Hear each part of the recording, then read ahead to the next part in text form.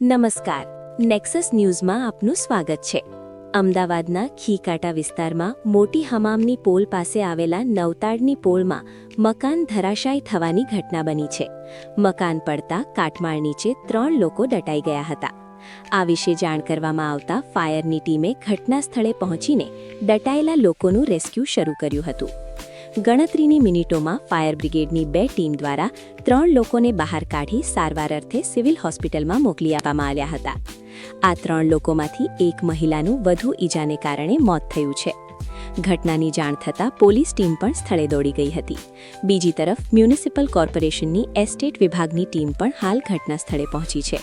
સ્થાનિકો લોકોનો આક્ષેપ છે કે મ્યુનિસિપલ કોર્પોરેશન દ્વારા ડ્રેનેજની લાઇન ખોદવાની કામગીરી ચાલતી હતી અને ડ્રિલ કરવાની કામગીરીને કારણે મકાન પડી ગયું છે.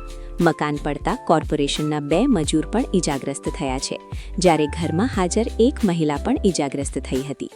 સ્થાનિક લોકોના જણાવ્યા મુજબ 1 વર્ષ પહેલા મકાન રિપેરિંગ કરવામાં આવ્યું હતું, જો કે તેની દિવાલ ત્રાસી હોવાનું જણાવવામાં આવ્યું છે. હાલ પૂરતી તપાસ કરવામાં આવી છે. ડ્રેનેજ લાઇનની કામગીરીને કારણે મકાન પડ્યું હોય તેવું જણાતું નથી, કારણ કે 1 ફૂટ જેટલું જ ખોદાણ કરવામાં આવ્યું છે.